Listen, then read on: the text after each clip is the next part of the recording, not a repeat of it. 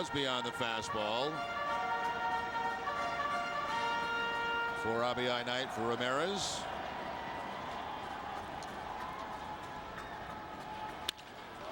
Into left field, a base hit for Hanahan as the tying run moves into scoring position. And Crosby, and yet another hit off Papelbon, the third straight hit now for the A's off the Boston closer. And this will bring the pitching coach John Farrell to the mound.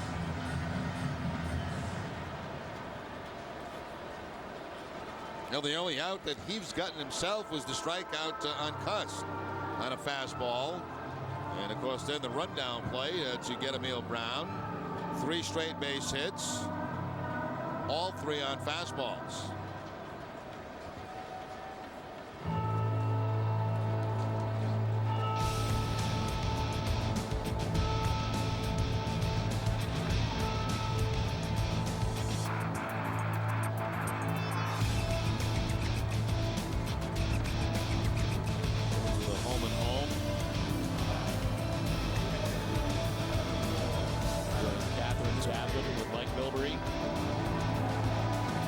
And Rick Middleton with all the action.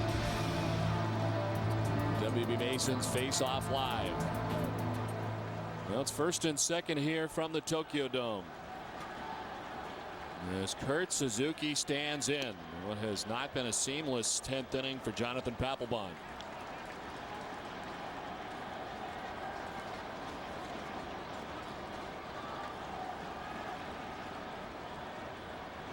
Tying run in scoring position at Crosby at second. Jack Hanahan at first with 2 down in the 10th.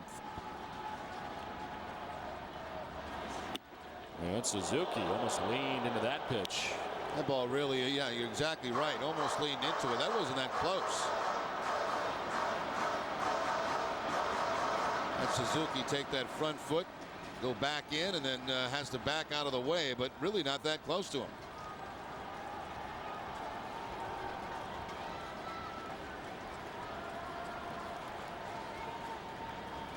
3 straight hits for the A's here in the 10th inning. 2-0 chopped right side. Youkilis has got it. Leads Papelbon for the out. And the defending world champion Boston Red Sox have their first victory in 2008 as it comes here at the Tokyo Dome.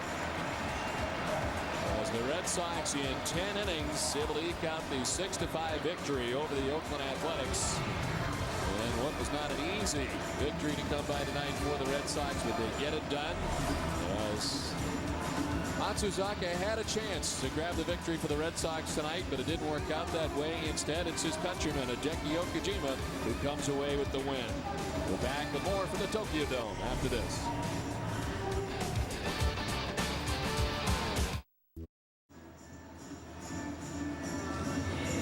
Now the Red Sox win Game 1 of the 2008 season, 6-5 over the Oakland Athletics. The play of the game is brought to you by Foxwoods Resort Casino, and it's going to be Manny Ramirez in the 10th inning. Gets down a couple of strikes to Houston Street and drives one deep to left center field, or right center field, I should say. Drives in 2 runs. He had 2 doubles and 4 RBI on the night.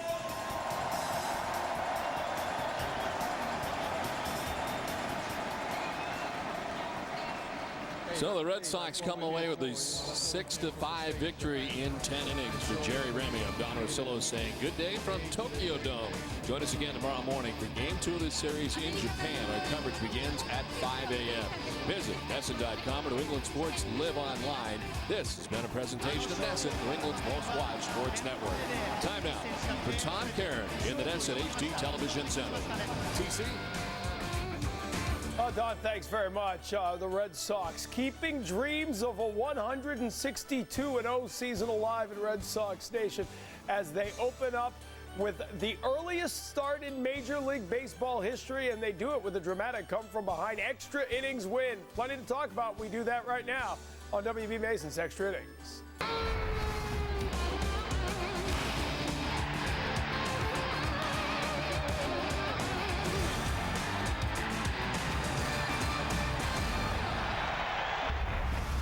The land of the rising sun, and the Red Sox playing baseball before the sun could rise back here in the East because they were in the Far East. Little breakfast and baseball as the Red Sox making an early wake-up call for the 2008 season. The defending World Series champions taking the field to battle the Oakland A's in what is technically a road game, but plenty of Red Sox fans on hand cheering on the late inning heroics like Brandon Moss, who wouldn't have been in the lineup if not for a couple of injuries. We'll tell you about that. He hits a home run in the ninth to tie it, and then just Manny being Manny, a 4 RBI day for the cleanup hitter, including, well, he thought it was a walk-off, but he forgot it was the top of the 10th, even though it felt like a home game. A 2-run double, and they hold on to win it by the final of 6-5. We all remember last October when Manny said that's when you know you are a bad man. Well, that was good news for the Red Sox today. Tom Karen, Ken Mock, and Jim Rice with us here on SNHD Television Center. Welcome to WB Mason's Extra Innings. If the season's going to be anything like this, it's going to be an exciting run here for the World Champs, Jim.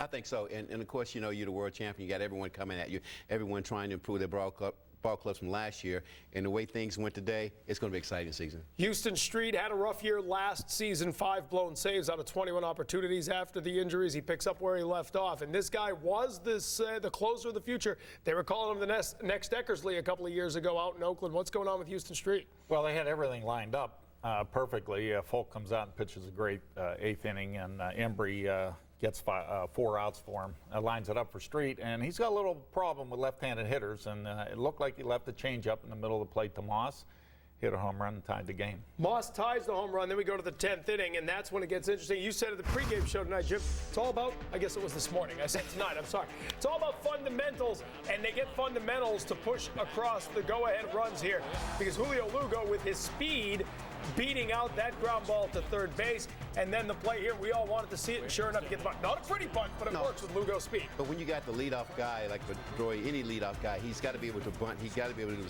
the small things to win ball game. Could have played hit and run, but in a situation like that, you got a guy on first base like Lugo, bunt the ball and get him over. So he drops down the bunt. Kenny gets the man over to second base. Now you're faced with the question, after they strike out Youkilis, 2 outs, man on second, pick your poison. Do you pitch to Ortiz? Do you pitch to Manny? They elect to walk Ortiz and pitch to Manny, but Ortiz didn't look that good at the plate before this. Well, this is the conversation we were having when they were going to have the bunt. Once you get the bunt done, you're going to have to face the middle of your order. So to me, Ortiz was not swinging very well today.